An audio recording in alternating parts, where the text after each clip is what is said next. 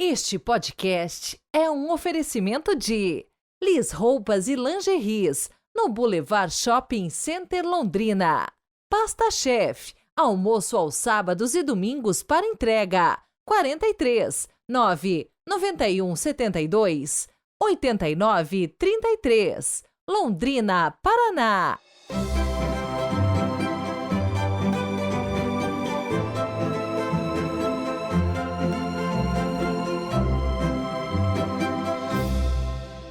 Quarta-feira de cinzas, 14 de fevereiro de 2024. Sejam todos muito bem-vindos a este tempo de penitência. E é isso mesmo, hoje começa a quaresma com a imposição das cinzas. Inclusive, lá no século XI, todos, inclusive o Papa, recebiam as cinzas descalços. Ela nos recorda a nossa condição de pó. Por isso, o grande apelo da liturgia para a conversão. As cinzas são produzidas com os ramos que foram utilizados na missa de ramos do ano anterior. Hoje quero mandar aquele super abraço para uma família de ouvintes de Ubatuba, São Paulo, o Leonardo e a esposa Lauane, e o pequeno Arthur, que tem 6 aninhos. Muito obrigado pela carona de todos os dias.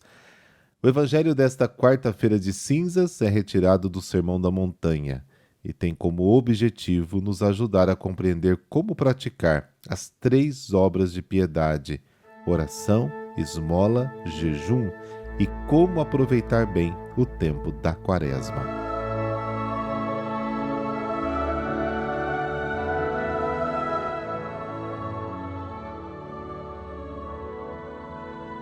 Pelo sinal da Santa Cruz, livrai-nos Deus, nosso Senhor, dos nossos inimigos. Concedei-nos, ó Deus Todo-Poderoso, iniciar com este dia de jejum o tempo da quaresma, para que a penitência nos fortaleça no combate contra o espírito do mal. Amém.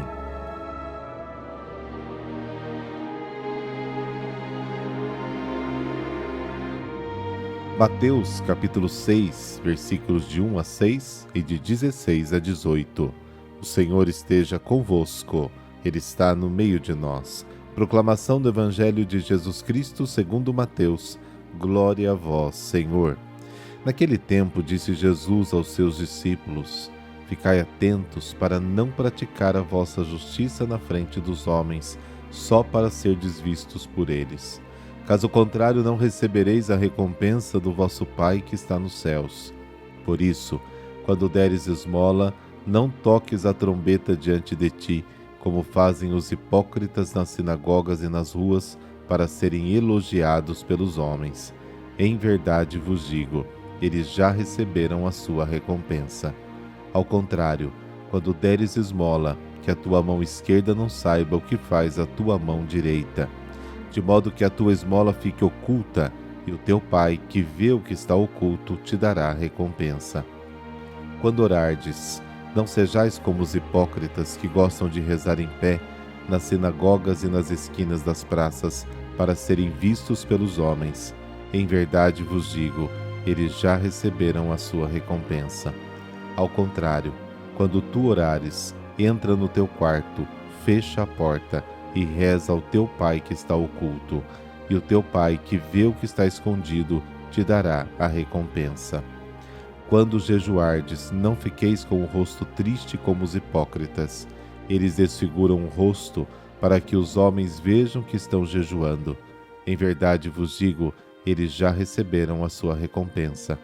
Tu, porém, quando jejuares, perfuma a cabeça e lava o rosto, para que os homens não vejam que tu estás jejuando, mas somente teu Pai que está oculto. E o teu Pai que vê o que está escondido te dará a recompensa. Palavra da salvação. Glória a vós, Senhor.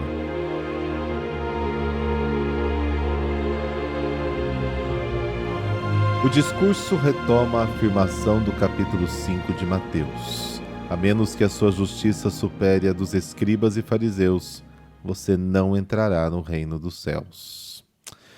O termo justiça, tzedakah, é usado na Bíblia para resumir as relações do homem com Deus. Piedade, religiosidade, fé. As relações com Deus, nosso Pai, devem ser baseadas na confiança, na segurança e, acima de tudo, na sinceridade. A justiça autêntica não tem como ponto de referência os homens, mas deve ser exercida diante do Pai que está nos céus. Ser notado pelos homens é perder toda a recompensa do Pai, ser elogiado. Mateus sublinha a vaidade de um gesto puramente humano. Os hipócritas que procuram aprovação, elogios, já receberam a sua recompensa. A hipocrisia consiste no fato de uma ação que tem Deus como destinatário ser desviada do seu fim. A esmola, a oração e o jejum devem ser feitos para o Pai que vê em segredo. Essas ações feitas em segredo não significam necessariamente ações secretas. Indicam toda a ação, mesmo pública, feita para o Pai e não para ser vista pelos homens. É a intenção profunda que conta, porque a recompensa está localizada neste nível. A recompensa é a autenticidade da relação com o Pai. O cristão deve dar esmola de modo a salvaguardar a justiça da ajuda prestada ao irmão por amor ao Pai. A exploração da oração é a deformação mais inexplicável da piedade, porque põe também ao serviço aquilo que é essencialmente de Deus.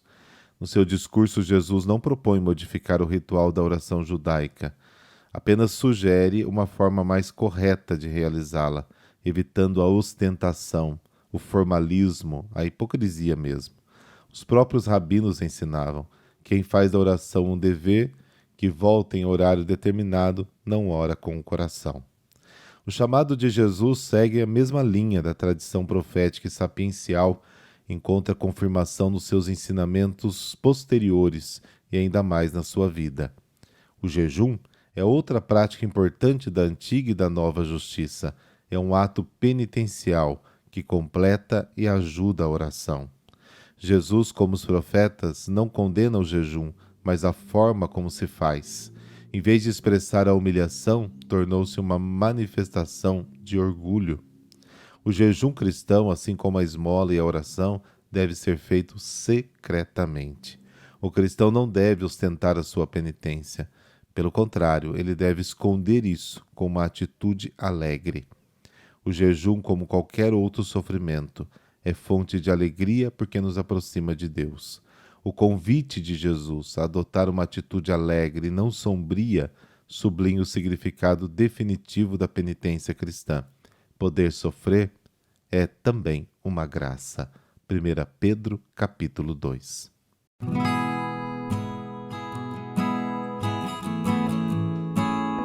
Por força da quarta-feira de cinzas, hoje não se celebra nenhum santo, Mas a festa que cai no dia de hoje é celebrada num outro dia, mas aqui nós vamos ler a história de São Cirilo e São Metódio.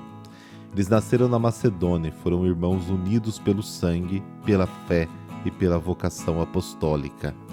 Metódio nasceu em 815 e Cirilo em 826.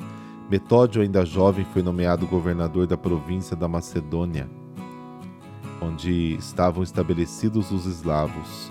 Cirilo, também ainda jovem, foi levado a estudar em Constantinopla, capital do então Império Bizantino, onde se formou. Mais tarde, lecionou filosofia e foi diplomata junto aos árabes. Com 38 anos, Metódio abandonou a carreira política e se tornou monge no mosteiro de Bósforo. Poucos anos depois, seu irmão Cirilo também entrou para o mesmo mosteiro. A atividade missionária dos dois irmãos começou em 861, quando foram enviados numa viagem para a conversão dos povos eslavos. Foram escolhidos porque haviam aprendido a língua daquela região como imigrantes durante a juventude. São Cirilo criou um novo alfabeto eslavo, conhecido atualmente como alfabeto cirílico, utilizado na Rússia e em outros países próximos. E nele traduziu a Bíblia, a missa, os rituais e ensinamentos cristãos. Isso permitiu o acesso do povo local aos conteúdos do Evangelho. Também a adaptação de ritos à cultura eslava foi providenciada pelos irmãos. Contudo, na época, a Igreja utilizava oficialmente apenas os textos sagrados em grego ou latim. na ideia de que havia risco da unidade eclesial ser rompida se outras línguas fossem usadas. Assim, muitos religiosos ficaram contra o trabalho de Metódio e Cirilo. Os dois foram então chamados a Roma, onde receberam o apoio do Papa Adriano II, que abençoou pessoalmente os livros litúrgicos escritos em língua eslava. Cirilo seria ordenado bispo, mas, doente, faleceu em Roma aos 42 anos. Metódio foi ordenado sacerdote e voltou para a missão com os títulos de missionário apostólico eslavo e legado pontifício. Em 869, foi nomeado arcebispo de Sírmio e 10 anos depois voltou a Roma para novamente defender-se dos acusadores dos seus métodos. Outra vez o Papa os aprovou. Morreu em 885. Os dois foram proclamados patronos da Europa, ao lado de São Bento, pelo Papa João Paulo II, em 1980. Senhor, que dispusestes os membros da vossa Igreja sob o comando e a vontade da vossa cabeça, que é Cristo, e que desejais esta mesma Igreja missionária. Concedei-nos pelos méritos, exemplos e orações dos santos Metódio e Cirilo o correto obrar na evangelização e começar pela pessoal e a proteção contra os desvios dos métodos e ações da Santa Igreja, de modo que seja unificado o rebanho na verdade e não disperso por falsos profetas. Amém. Abençoe-vos o Deus Todo-Poderoso, Pai, Filho, Espírito Santo. Amém. Bom início da quaresma para você e amanhã a gente se vê por aqui. Até lá!